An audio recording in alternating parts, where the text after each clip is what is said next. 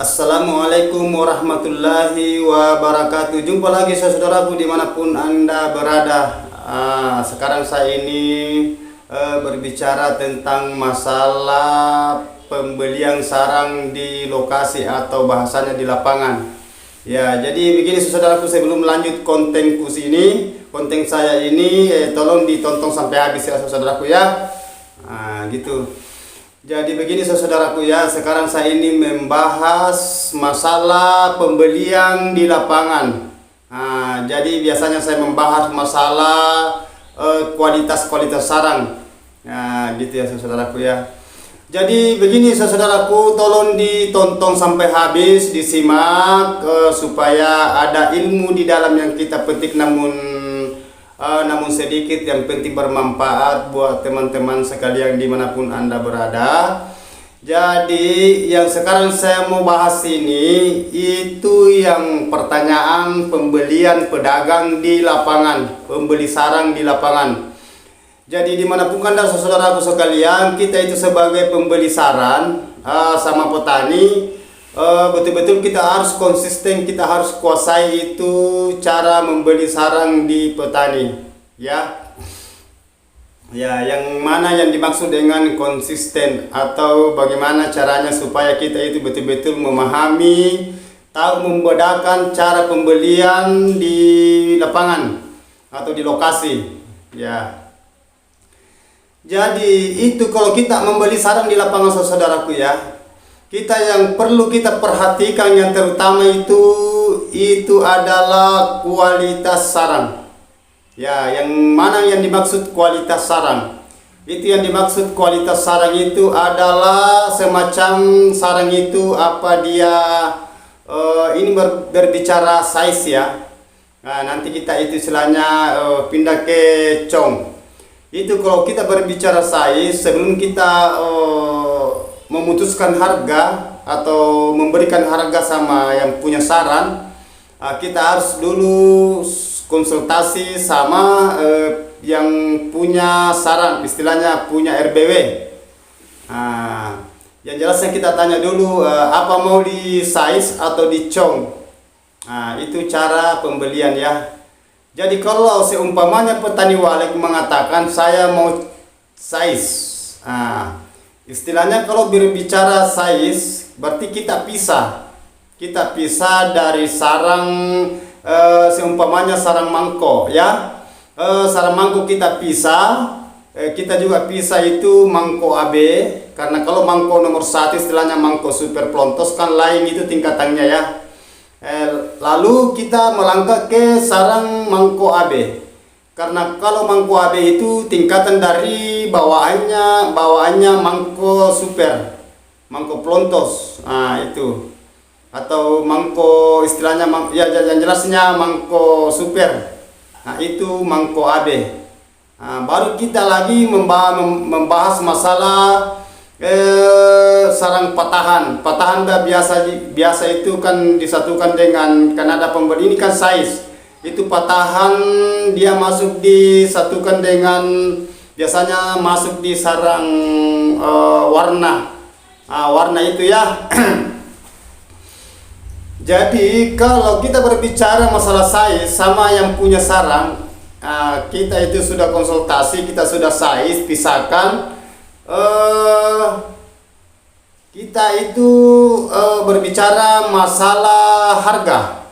Seumpamanya mangkok, kita bicara sama yang punya sarang ya, kita punya sarang, karena yang petani itu kan banyak tingkatan juga, yang istilahnya pemahamnya petani walek biasa dia tidak mau jual istilahnya size, biasa juga dia mau jual cong, dan ada juga dia mau di size. Jadi tergantung dari persetujuan antara pembeli sarang dengan petani walek ya, gitu saudaraku ya.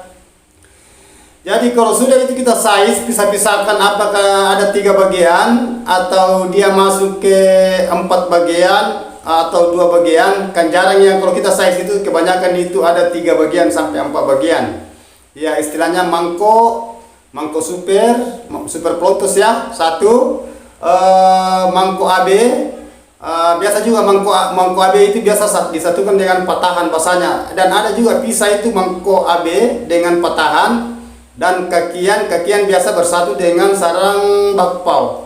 Nah, istilahnya biasa juga itu biasa empat ini yang sering dipakai di lapangan kalau beli size. Beli size. Tapi kalau kita biasa pelemparan itu ya banyak tingkatan, biasa sampai 7 bagian.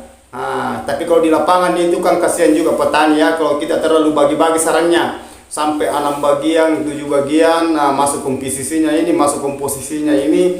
Jadi kalau di lapangan itu biasa hanya bagi 3 sampai 4.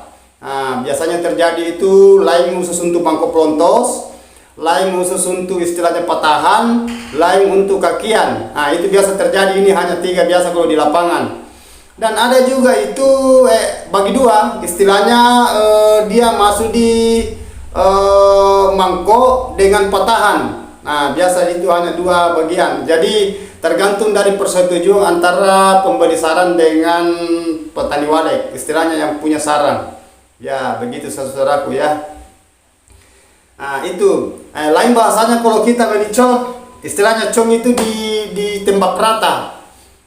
Mangko AB, patahan, kakian, serbuan, bakpao, atau bahasanya serbuan, kakian itu sesetan. Kan banyak bahasa juga saya lihat itu kalau di lapangan sama teman-teman yang pembeli sarang ya. Istilahnya pengepul di petani kan lain-lain semua, apalagi kalau tiap-tiap daerah itu kan berbeda-beda cara pembelian. Yang jelasnya harga itu yang harga terpapar sekarang ini bulan 3 2023 itu kan sudah keluar harga. Ya, jadi nampak. Ya, hanya kita itu sebagai petani, kita itu konsisten itu persetujuan dengan pembeli sarang ya. Tergantung, kalau seumpamanya petani mengatakan saya tidak mau di size, saya maunya cong, coba kita tembak berapa kenanya ini kalau saya cong. Kalau di cong itu kan pindah lagi, kan saya bicara tadi itu masalah size. Sekarang kalau cong, kalau bahasa cong itu kalau di lapangan kita lihat dulu, tetap kita pisah komposisi. Maksudnya komposisi istilahnya tidak mungkin kita beli sarang dalam karung ya, mesti kita lihat dulu sarangnya. Apakah dia namun mau dicong, dilihat dulu komposisi dia masuk berapa. Seumpamanya itu kan selalu saya bilang, apakah dia masuk umpamanya 60-40 atau 50-50, nanti kita kalikan harganya. Itu belum kita berbicara masalah kadar. Kalau kadar berarti kita itu potong kadar. Makanya selalu saya bilang, kalau sarang itu sudah habis dilepas dari ruangan RBW, diusahakan itu dikipas sampai kering supaya bebas kadar. Kalau kena kadar itu berarti istilahnya kadar airnya itu tinggi, berarti kadar itu dipotong. Istilahnya maksud saya kadar dipotong.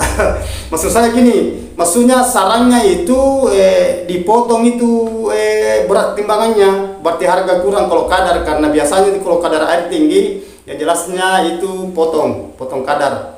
Jadi makanya selalu saya bilang usahakan dikipas sarangnya sampai kering, baru dipanggilkan pembeli sarang. Itu yang petani walek ya, buat petani walek. Maksud saya buat petani walek yang di lapangan. Itu supaya kita itu sama-sama petani enak menjual, pembeli juga enak membeli di petani yang punya sarang. Ya gitu ya. Jadi itu yang saya utarakan tadi, masalah sarang pembelian size. Ya, jadi teman-temanku sekalian dimanapun Anda berada, jangan ada salah paham, jangan ini terkecoh ya, karena harga itu kan sudah terpapar ya. Ada harga sudah terpapar di lapangan. Jadi sisa kita persetujuan, selalu saya ulang-ulangi dari tadi saya sudah ulangi. Tidak mungkin kita mau membeli sarangnya yang punya RBW, istilahnya punya sarang walek, petani walek maksud saya, kalau tidak cocok ya. Makanya selalu saya bilang tidak ada paksaan, tidak ada tekanan. Yang jelasnya saling cocok ya, oke, kita lanjut. Gitu itu saya bilang tadi ya saudaraku ya. Jadi itulah pemahaman saya utarakan itu cara pembelian atau saudara-saudaraku atau teman-teman saya di lapangan dimanapun Anda berada yang pengepul di petani walek. yang membeli dari lokasi ke lokasi, baik di kota-kota atau maupun di desa-desa di pelosok. Itu diusahakan gimana cara kita harus mengerti juga tentang petani ya, karena selalu saya berulang saya katakan kasihan juga petani kalau kita ambil sarannya terlalu murah. Tidak mungkin juga petani walik itu mau jual sarannya kalau terlalu murah, karena pasti dia akan tahu harga. Dia tahu harga. Jadi kita itu konsisten dalam melihat sarang. Harus kita mengenal itu sarang yang mana dibilang ini kadar, yang mana ini kualitas mangkok, lontos, patahan, sesetan, bulu, warna, dan lain-lain sebagainya. Ya itu. Apa kita mau beli size atau beli com? Ya begitu saudara ya. Jadi gitulah saudaraku ya, namun singkat kata-kata kontenku ini, insya Allah nanti lain kali saya lanjut. Kalau ada pembahasan lagi ke depannya, karena masih banyak yang saya mengutarakan yang lain-lain yang pertanyaannya. Cukup ini saya bahas dulu ini masalah pembahasan tentang pembelian sarang walik di lapangan di petani, istilahnya keputusan harga di petani. Itu kalau harganya cocok kita beli ya. Kalau harga maksud saya kalau cocok harga ya kita beli. Kalau tidak, kebalikannya kalau petani walik tidak cocok dari ke pedagang itu ya tidak mungkin dia mau jual. Ya begitu saudaraku ya.